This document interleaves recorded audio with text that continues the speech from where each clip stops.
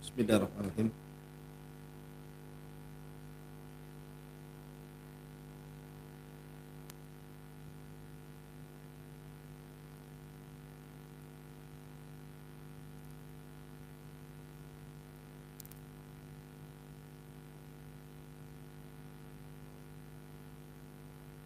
Itu dipegang aja sampai selesai kajian.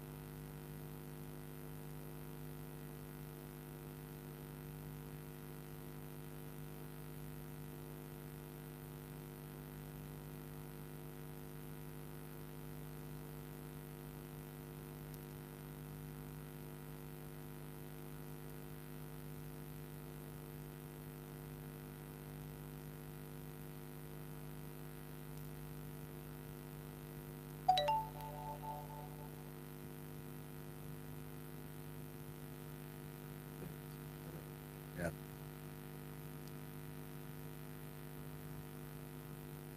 Alhamdulillah wassalatu wassalamu ala Rasulillah wa ala alihi wa sahbihi wa mawalah wa la hawla wa la quwata illa billahi wa ba'd. Kita lanjutkan kajian kita masih membahas kitab Arba'in Nawawi. Dan kita masuk pada hadis yang keempat dari kitab Arba'in Nawawi. Kita baca hadis.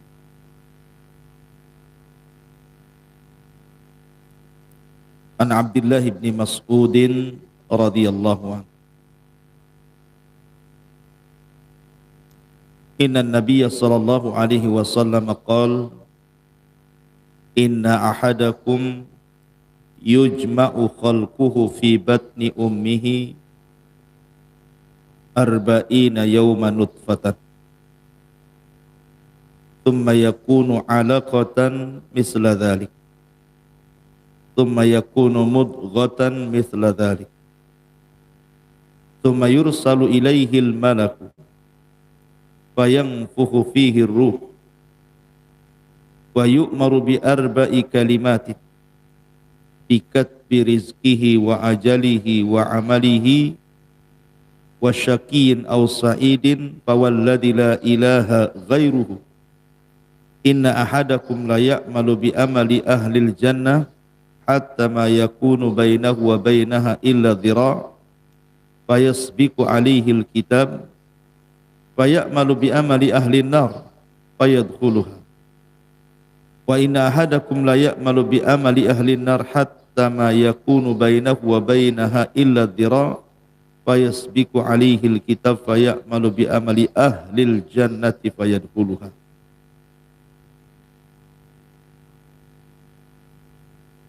Dari Abdullah ibn Mas'ud radhiyallahu an, dari Nabi sallallahu alaihi wasallam, dan di situ ada tambahan wa huwa shadiqul masduq. Bahwa Nabi sallallahu alaihi wasallam adalah as-shadiq al-masduq. Apa yang dimaksud shadiq dan apa yang dimaksud masduq? Shadiq itu artinya jujur dalam ucapan. Masduq itu artinya jujur dalam wahyu yang disampaikan. Jadi benar dalam ucapannya dan benar pula wahyu yang disampaikan. Makanya Ali radhiyallahu anhu mengatakan, wallahi tidaklah Nabi sallallahu alaihi wasallam kadzab wa la kudzib. Dia tidak berdusta dan dia tidak didustakan.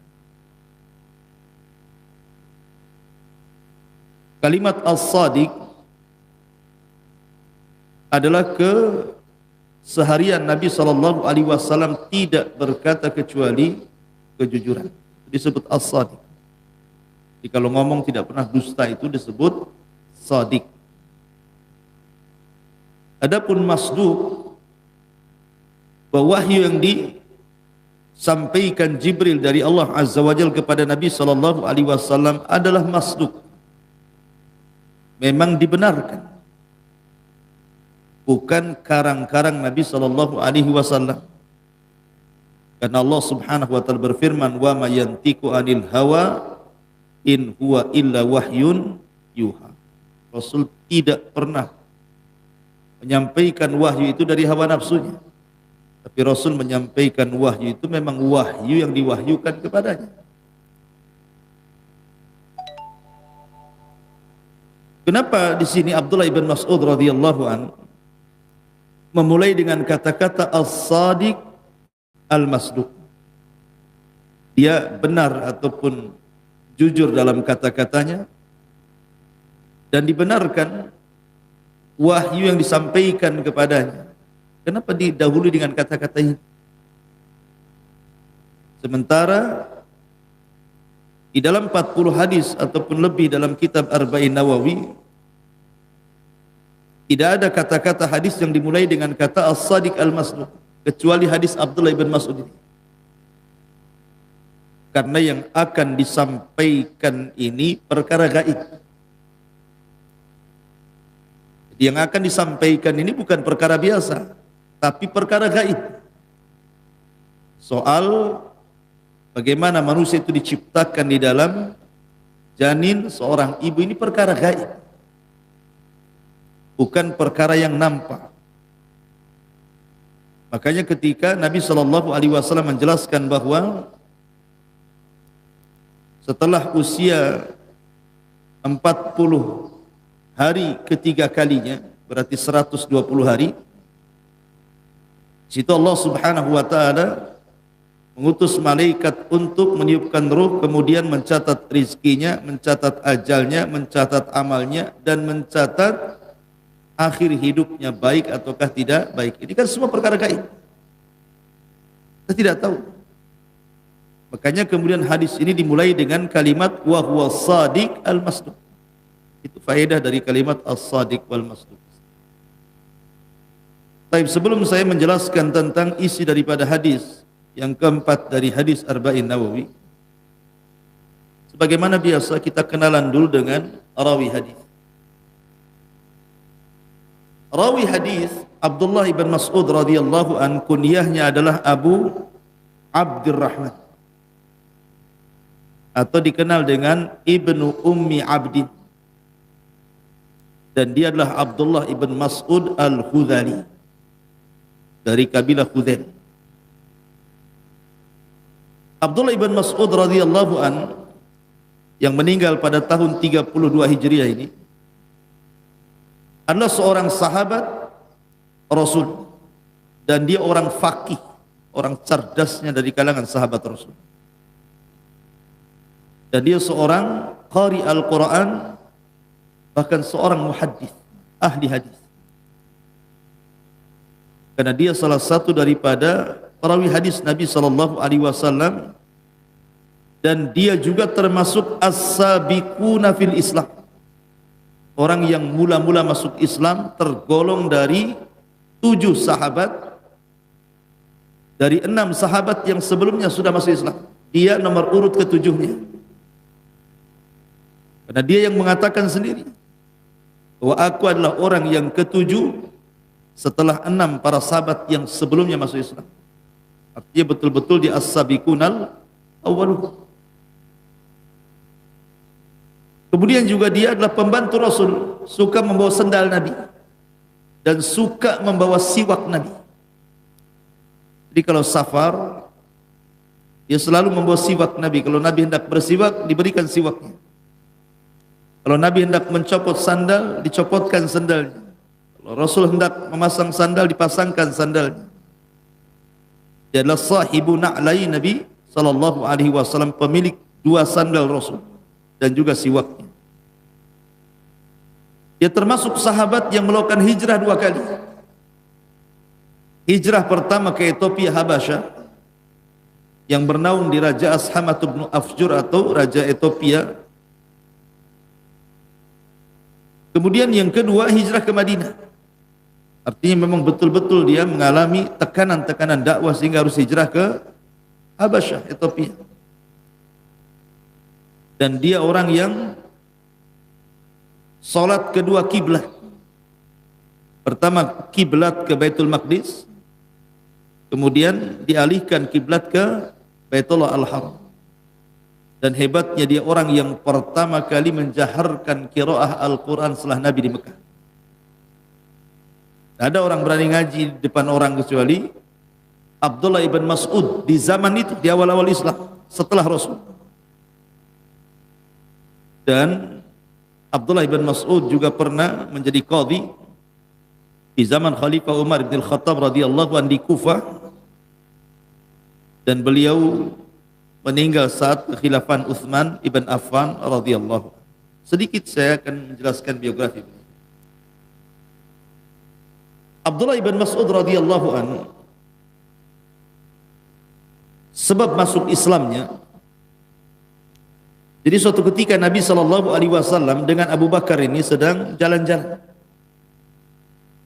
Rupanya berjumpalah Abdullah ibn Mas'ud yang ketika itu bekerja kepada seorang yang bernama Uqbah ibn Abi Mu'aid. Uqbah bin Abi Mu'aid orang paling celaka. Dialah yang meletakkan kotoran di pundak Rasul saat sujud. Lah Abdullah ibn Mas'ud ini bekerja kepada orang ini, Uqbah bin Abi Mu'aid.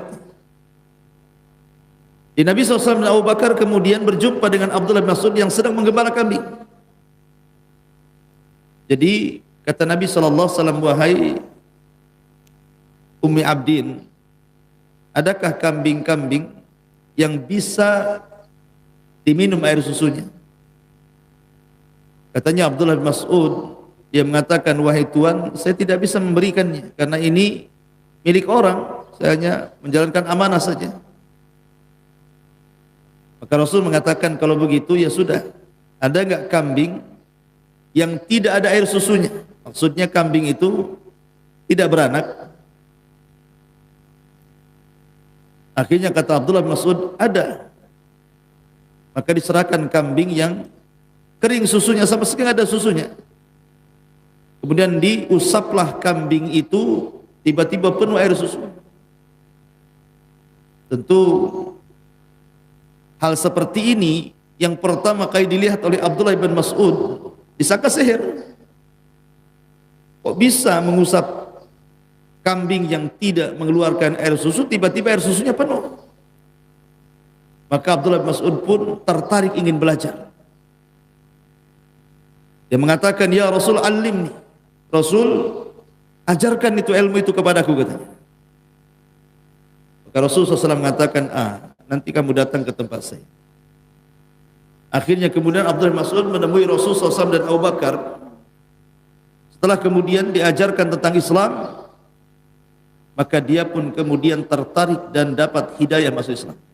Dia pun bersyahadat di hadapan Nabi SAW, asyhadu an la ilaha illallah wa asyhadu anna Muhammadar Rasulullah. Ini sebab keislaman Abdullah ibn Mas'ud. Sampai-sampai sebab keislaman ini juga disebutkan hadisnya di dalam riwayat Bukhari. Kemudian Nabi SAW mengatakan, ya gulam, fa innaka mu'allam. Setelah Abdullah Mas'ud masuk Islam, kata Rasulullah apa? Fa innaka mu'allam. Engkau akan diajari Allah. Firasat Nabi SAW tidak mungkin meleset. Abdullah ibn Mas'ud menjadi orang cerdas. Dan termasuk orang cerdasnya para sahabat. Padahal dia seorang yang fakir, orangnya hitam, orangnya pendek, orangnya kurus, dan dia penggembala kambing, tetapi tidak menghalangi dia untuk menjadi seorang alimin ulama sahabat. Dan Abdullah bin Mas'ud juga di zaman jahiliyah tidak pernah mendekati tempat-tempat maksiat. Tidak pernah seusia dia di zaman itu yang suka khamar, suka zina, suka ini dan itu, Maka Abdullah bin Mas'ud hanya fokus menjaga kambing-kambing Uqbah bin Abi Mu'ayth. Khiyarukum fil jahiliyati khiyarukum fil Islam idza fuqihu, kata Rasul. Orang yang baik di zaman jahiliyah, maka dia pun akan mendapatkan kebaikan setelah Islam apabila mereka dicerdaskan Allah, diberikan taufik oleh Allah Azza wa Jalla. Seperti Abdullah ibn Mas'ud radhiyallahu anhu. Abdullah ibn Mas'ud radhiyallahu anhu, Allah berikan anugerah setelah masuk Islam, maka dia punya perhatian dengan Al-Quran. Maka di permulaan Islam dia mampu menghafal sab'ina suratan fil Quran. 70 surat dalam Al-Quran yang ketika itu tidak ada sahabat yang sebutkin dia. Dan tidak ada sahabat yang berselisih tentang kemutkinannya, tentang kemantapan hafalannya. Dan tidak ada khilaf di antara sahabat tentang indah suaranya. Suaranya indah sekali. Sampai-sampai Nabi SAW mengatakan tentang Abdullah bin Mas'ud, ketika Rasul dan Abu Bakar, Umar pulang dari safar, kemudian lewati samping masjid seperti ini, Masjid Nabawi. Kemudian tiba-tiba Abdullah bin Mas'ud membaca Al-Quran. Terdengarlah dari luar oleh Rasul, Abu Bakar dan Umar. Rasul pun terdiam. Abu Bakar terdiam, Umar terdiam mendengarkan qiraahnya Abdullah ibn Mas'ud. Selesai membaca Al-Quran, Abdullah ibn Mas'ud tidak tahu kalau sedang didengarkan suaranya oleh Rasulullah. Maka Rasul mengatakan kepada Abu Bakar dan Umar, "Man arada an yasma'al Qur'ana ghaddan tariyan kama unzil falyaqra ala qiraati ibnu ummi abdin." Gitu. Rasul, siapa yang hendak mendengar bagaimana Al-Quran itu turun kepadaku, maksudnya dari Jibril.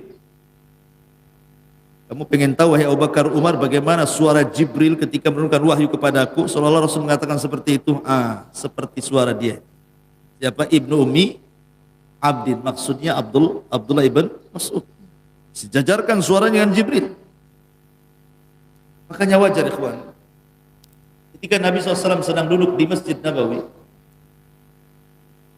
kemudian Nabi memanggil Abdullah bin Mas'ud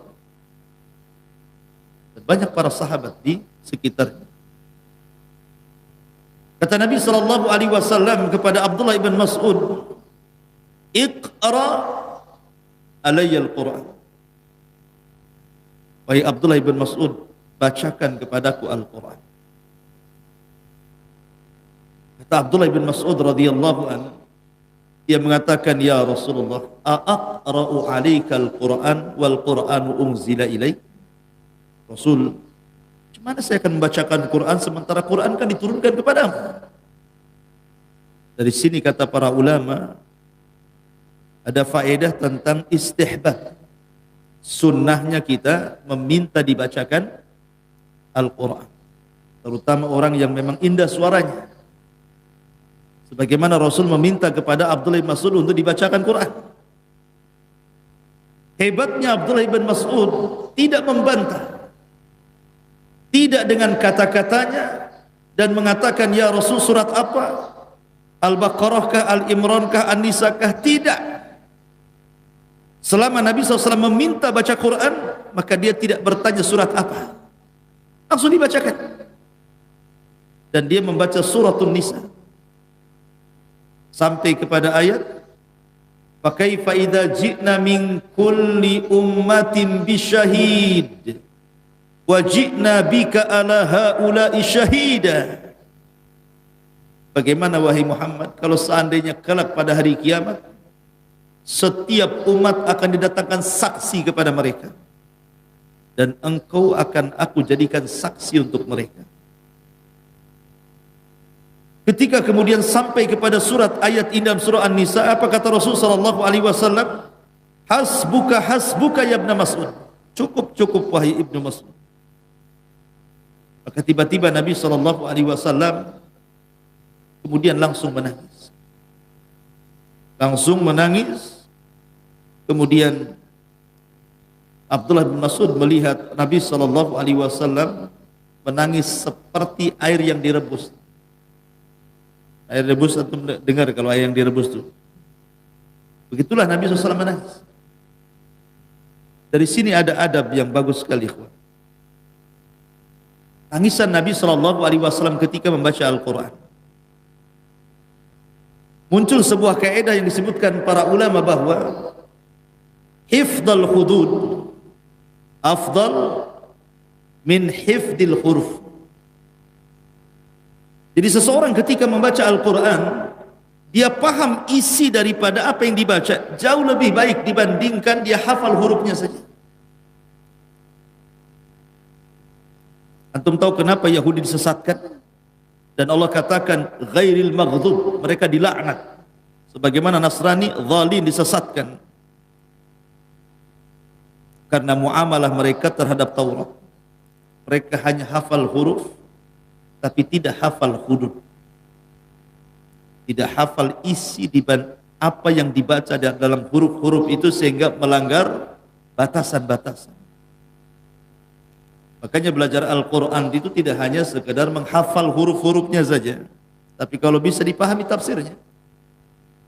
Karena Nabi SAW menangis di sini karena paham isinya, paham apa yang dimaksud. Fakaifa idza ji'na min kulli ummatin bisyahid wa ji'na bika ala haula'i syahida. Rasul paham, makanya Rasul menangis. Dengan tangisan Rasulnya, makanya kemudian muncul sebuah kaidah para ulama bahwa menghafal Al-Quran dari segi hudud lebih baik dibandingkan menghafal Quran dari segi huruf.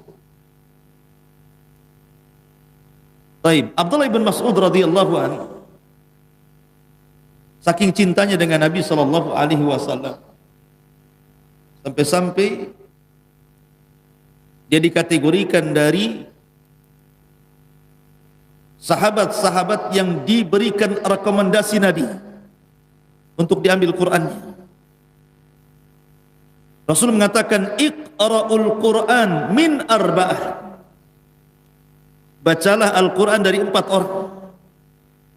Dan Rasul menyebutnya urutan pertama Abdullah ibn Mas'ud, yang kedua Ubay ibn Ka'ab, yang ketiga Mu'ad ibn Jabal, yang keempat Salim maula Abi Hudzaifah. Kata Rasul, ambil Al-Quran dari 4 orang: Abdullah ibn Mas'ud, Ubay ibn Ka'ab, Mu'ad ibn Jabal, Salim maula Abi Hudzaifah. Abdullah ibn Mas'ud nomor urut pertama.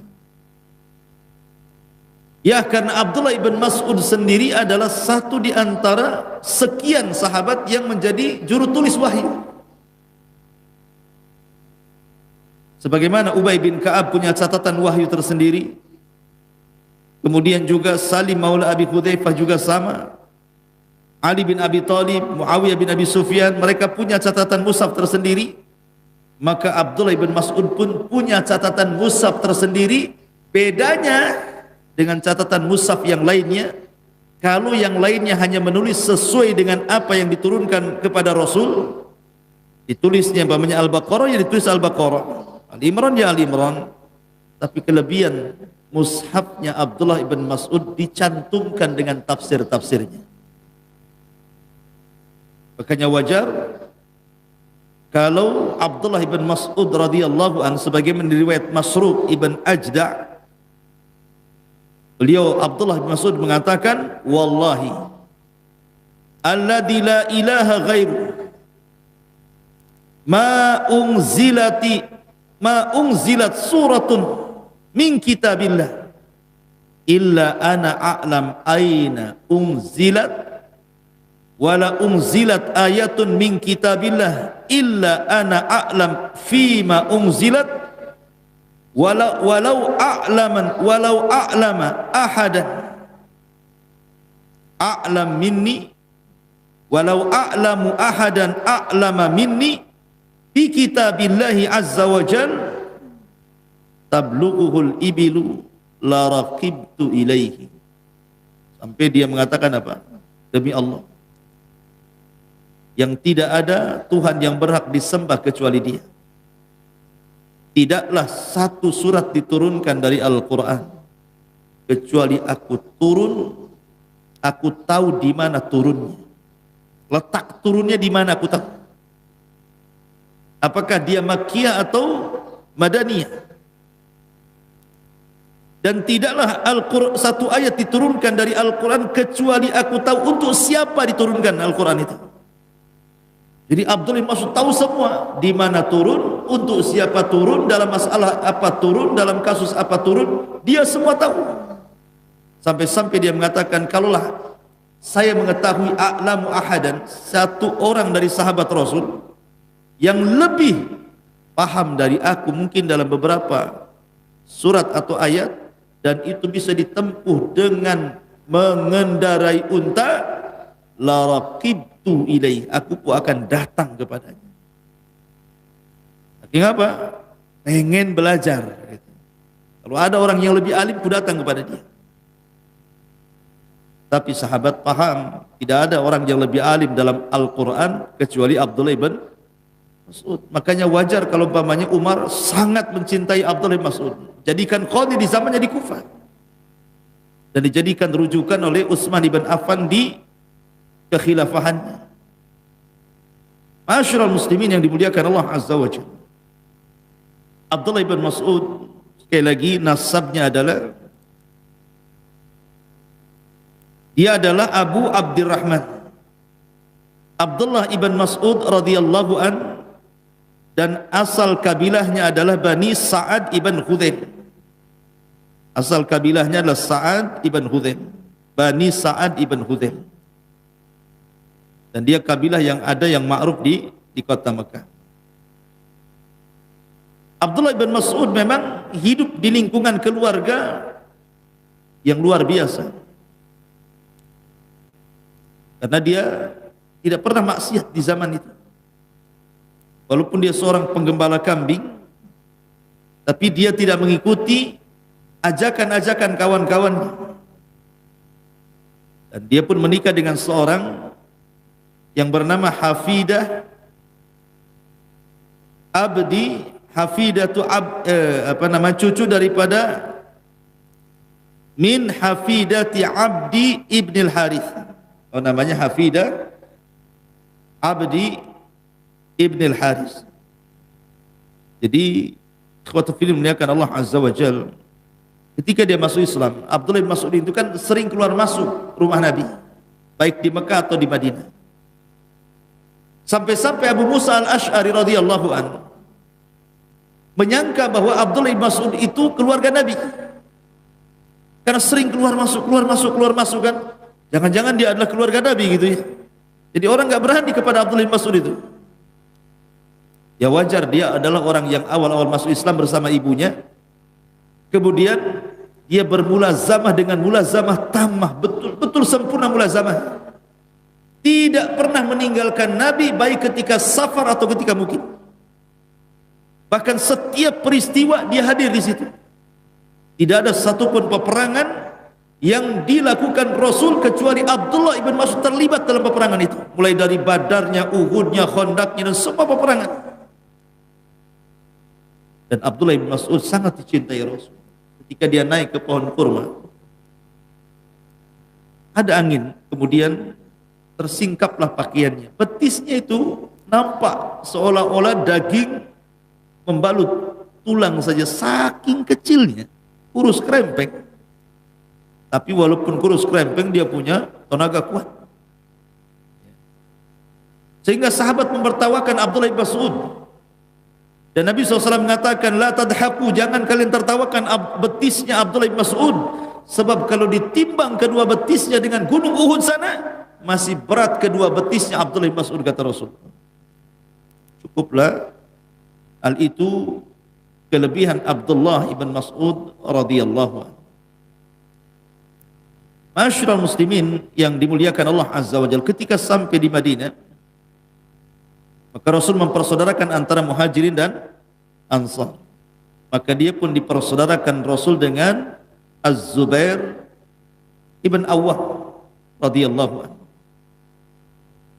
Ma'asyiral muslimin yang dimuliakan Allah Subhanahu wa taala, dan Abdullah bin Mas'ud sekali lagi perkataannya dalam tafsir sangat diperhitungkan sama dengan tafsirnya siapa? Abdullah ibn Abbas radhiyallahu anhu. Dan riwayatnya, maksudnya dari segi hadis, banyak dicantumkan dalam kitab Sahihaini, Sahih Bukhari dan Sahih Muslim, baik yang disepakati keduanya ataupun yang disendirikan oleh Bukhari dan Muslim. Intinya bahwa dia seorang mufassir, dia seorang qari, dia seorang muhaddis, dia seorang faqih, banyak gelar kepada Abdullah Mas'ud. Belum lagi akhlaknya, orangnya qanaah, orangnya zuhud, syuja', pemberani, mujahid, seorang ahli jihad, dan begitu seterusnya. Tapi kita masuk pada penjelasannya. Hadis bicara tentang pengumpulan janin dalam perut ibu ini, mulai dari segumpal mani sampai menjadi orang. Sebenarnya juga hadis ini sesuai dengan firman Allah Azza wa Jalla dalam surah Al-Mu'minun. Dalam surah Al-Mu'minun ayat 12 sampai 16. Nanti antum cocokkan dalam surah Al-Mu'minun ayat 12 sampai 16 dengan hadis Abdullah ibn Mas'ud ini. Begitu juga surat Al-Hajj ayat 5. Saya bacakan suratnya dulu, kita masuk ke dalam hadis nanti. Allah mengatakan walaqad khalaqnal insana min sulalatin min tin. Thumma ja'alnahu nutfatan fi qararin makin. Thumma khalaqnan nutfata 'alaqatan. Fa khalaqnal 'alaqata mudghatan. Fa khalaqnal mudghata idhaman. Fa kassawnal idhama lahma. Thumma ansha'nahu khalqan akhar. Fatabarakallahu ahsanal khaliqin. Dan sesungguhnya kami telah menciptakan manusia dari saripati, dari tanah. Kemudian kami jadikan nutfah dalam tempat yang kokoh dalam rahim itu. Kemudian nutfah maksudnya air mani itu kami jadikan segumpal darah. Mani dulu baru jadi darah. Lalu segumpal darah itu kami jadikan segumpal daging. Kemudian dari segumpal daging ini kami balutkan tulang. Lalu tulang belulang itu kami bungkus dengan daging, kemudian kami jadikan dia makhluk yang berbentuk lain. Maha suci Allah, pencipta yang paling baik. Ini dalam surah Al-Mu'minun 12 sampai 16. Dalam surah Al-Hajj Allah mengatakan, ya ayyuhan nas in kuntum fi raibin minal ba'thi fa inna khalaqnakum min turabin thumma min nutfatin thumma min alaqatin thumma min mudghatin mukhallaqatin wa ghairi mukhallaqatin linubayyina lakum wa nukirru fil arham ma nasha'u ila ajalin musamma thumma nukhrijukum tifla litablugu asyuddakum wa minkum man yutawaffa wa minkum man yuraddu ila ardhalil umuri likai la ya'lam min ba'di ilmi syai'an wa taral arda hamidatan fa idza anzalna 'alaiha al-ma'a ihtazzat wa rabbat wa ambatat min kulli zawjin bahij. Hai manusia, jika kamu dalam keraguan tentang hari kebangkitan, maksudnya alam kubur, maka ketahuilah sesungguhnya kami telah menjadikan kamu dari tanah, maksudnya Adam. Kemudian dari setetes mani, maksudnya turunannya. Kemudian dari segumpal darah. Kemudian dari segumpal daging yang sempurna kejadiannya. Dan yang tidak sempurna, agar kami jelaskan kepada kamu dan kami tetapkan dalam rahim apa yang kamu kehendaki sampailah kepada kedewasaan, sampai waktu yang sudah ditentukan. Kemudian kami keluarkan kamu sebagai bayi, kemudian dengan berangsur-angsur kami jadi dewasa, dan di antara kamu ada yang diwafatkan cepat dan ada pula di antara kamu yang dipanjangkan umurnya sampai pikun. supaya dia tidak mengetahui lagi sesuatu apapun yang dahulunya telah diketahui. Dan kamu lihat bumi ini kering, kemudian apabila telah kami turunkan air di atasnya, hiduplah bumi dan suburlah bumi dan menumbuhkan berbagai macam tumbuh-tumbuhan yang indah. Baik. Ini Quran ayat 5 dari surah Al-Hajj dan Al-Mu'minun 12 sampai 16. Kita cocokkan dengan hadis Nabi sallallahu alaihi wasallam, hadis Abdullah bin Mas'ud. Inna ahadakum, sesungguhnya salah seorang di antara kalian, yujma' khalquhu, dikumpulkan penciptaannya, fi batni ummihi, di perut ibunya, arba'ina yauman nutfah, 40 hari menjadi segumpal mani. Nutfah itu artinya mani. Tentu proses terciptanya manusia itu karena berjumpanya sperma laki-laki dan perempuan, kan itu. Baru kemudian membuahi dan disebut nutfah, diletakkan di rahim seorang wanita. Nah, selama 40 hari menjadi segumpal air mani itu, thumma yakunu 'alaqatan mithla dzalik, kemudian baru berubah menjadi segumpal darah. Kemudian dari segumpal darah itu kemudian thumma yakunu mudghatan mithla dzalik, maka menjadi segumpal daging. Segumpal mani 40 hari, berubah segumpal darah 40 hari berikutnya, berubah segumpal daging 40 hari berikutnya. Jadi nampak bentuk manusia itu selama 120 hari. 40 jadi 120 hari baru nampak tuh. Di situ Allah balut daging dengan tulang. Dari sini baru manusia mengetahui mana laki-laki, mana perempuan. Ketika seseorang mengetahui mana laki-laki, mana perempuan, seperti dokter-dokter kandungan itu kan ada USG itu. Nampak ya laki-laki perempuan. Lah ini bukan perkara gaib. Mengetahui ini laki-laki, ini perempuan, ini bukan perkara gaib. Tetapi ini pun ketahuannya setelah 120 hari. Kalau sebelum 120 hari semua gaib, nggak ada yang tahu. Ini laki-laki, ini perempuan, ini segumpal mani, mana tahu ini laki-laki, ini perempuan. Segumpal darah, mana tahu ini laki-laki, perempuan. Baru setelah dibalut daging dan tulang, setelah 120 hari, baru ketahuan laki-laki, perempuan. Berarti 120 hari sebelumnya perkara gaib. Tidak ada yang tahu. Tetapi hanya sebatas itu saja mengetahui laki-laki dan perempuan. Apakah bayi ini nanti akan pendek, akan panjang, akan tinggi, akan rendah, akan pesek, akan mancung, akan sipit, akan besar kepalanya, akan kecil kepalanya, akan belok matanya, itu perkara gaib. Tak tahu. Cuma nampak laki-laki. Itu saja. Adapun setelah brojol dia jadi tinggi, jadi rendah, tidak tahu, mana yang tahu. Nggak ada ceritanya dokter kandungan. Belum dipesek nih Pak. Dari mana tahunya pesek? Ini pendek nanti ini kayak. Ini kayaknya hitam. Ini kayaknya hitam putih. Mana ada yang tahu? Hanya sebatas mengetahui laki-laki perempuan. Makanya apalagi sebelum 140 hari.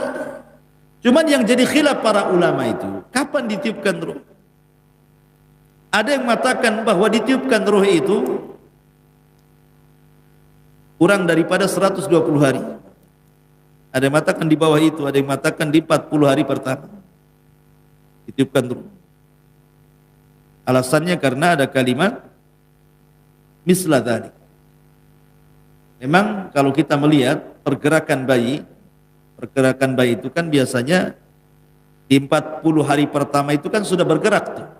Janin itu sudah bergerak, artinya ada nafasnya. Apakah yang dimaksud nafas itu ruh yang diletakkan oleh malaikat, ataukah lain, atau hanya gerak-gerak gitu saja untuk menunjukkan bahwa dia hidup? Nah, ini jadi khilaf para ulama, kapan ditiupkan ruh? Apakah di bawah 120 hari? Karena memang secara tajribah, secara pengalaman gitu ya di lapangan, memang bayi itu baru sebulan saja biasanya sudah ada pergerakan gitu ya. Tapi apakah pergerakan itu maknanya ditiupkan ruh atau tidak? Nah, itu jadi khilaf. Walaupun pendapat yang kuat, ditiupkan ruh itu setelah 3 kali 40. Karena di sini kalimatnya arba'ina misla dzalik, arba'ina misla dzalik kan itu. Arba'ina yauman misla dzalik, arba'ina yauman misla dzalik, arba'ina yauman misla dzalik. Artinya ditiupkan ruh itu setelah usia 4 bulan, 120 hari. Nah, baru kemudian ditiupkan ruh. Sejak itulah janin menjadi manusia. Makanya nanti akan terkait hukumnya. Yang keguguran setelah 4 bulan dengan keguguran sebelum 4 bulan itu ada hukum tersendiri.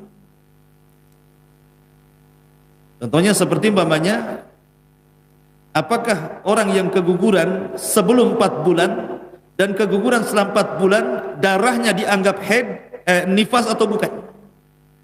Maka ulama mengatakan kalau kegugurannya sebelum 4 bulan maka tidak dianggap nifas, berarti masih wajib sholat. Kalau ada wanita keguguran di bawah 4 bulan, berarti walaupun mengeluarkan darahnya dianggap istihadah, bukan darah nifas. Makanya wajib sholat walaupun keluar darah. Dengan cara ya disumpel lah, dengan softtek, dengan apa gitu ya. Tapi kalau kegugurannya setelah 4 bulan, nah ini sudah masuk nifas.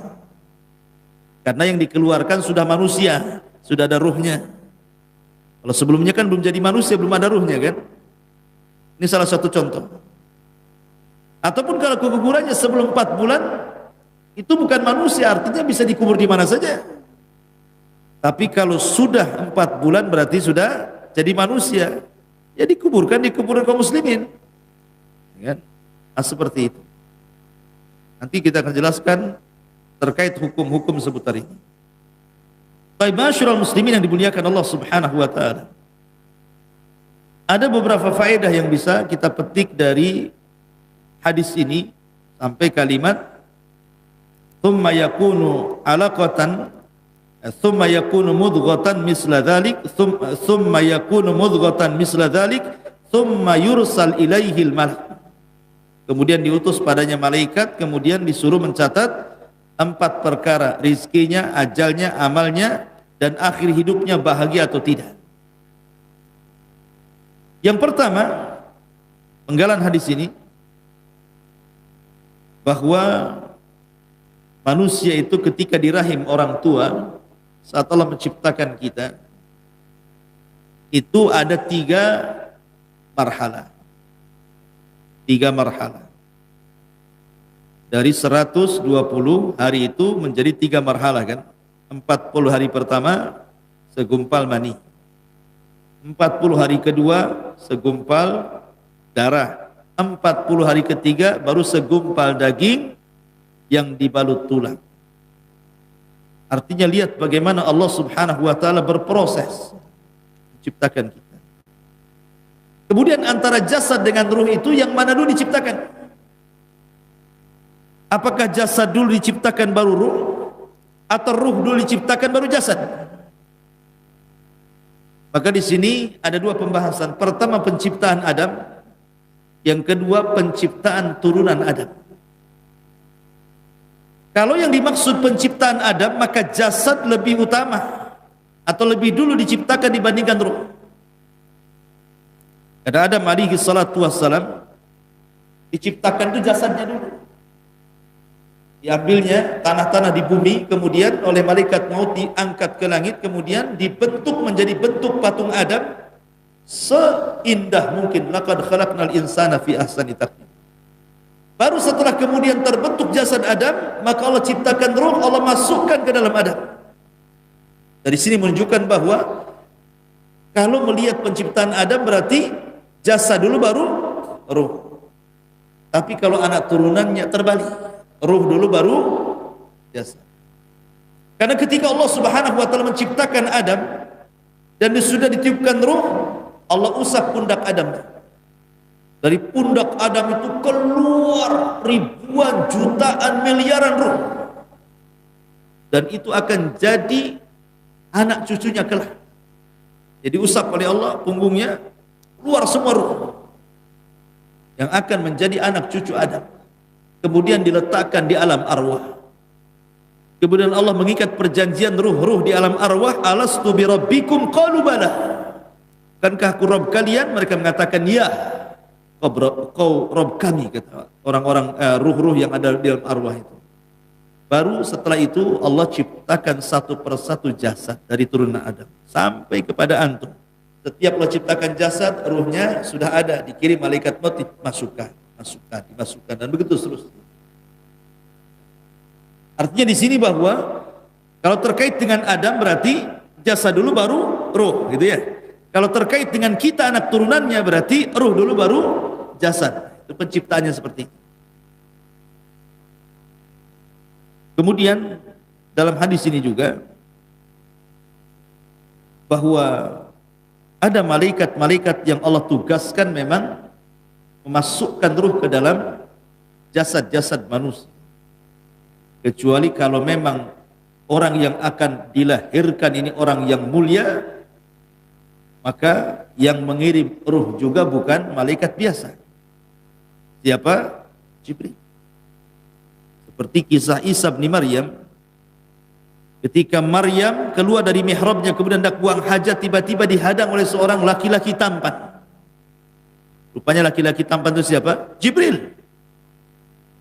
Kemudian Jibril mengatakan, saya ini utusan Allah untuk meletakkan ruh anakmu dalam rahim. Jadi terkadang tidak semua ruh itu dibawa oleh malakul ruh kan itu ya. Tapi lihat dulu ini jasad ini kalau memang akan terlahir menjadi orang besar, orang mulia, maka Jibril turun tangan menunjukkan bahwa Jibril bukan hanya sekedar diamanahi muwakkal bil wahyi, memang ditugaskan untuk menyampaikan wahyu, tapi ada tugas-tugas yang lainnya. Salah satunya adalah menyampaikan ruh kepada orang yang akan diistimewakan Allah, seperti memasukkan ruh Isa ibnu Maryam kepada rahim Maryam. Ini juga faedah yang disebutkan. Tapi sudah jam 6:07. Dan besok depannya lagi lah. Subhanallah bihamdika asyhadu an la ilaha illa anta astaghfiruka wa atubu ilaik. Allahu ta'ala alam. Assalamualaikum.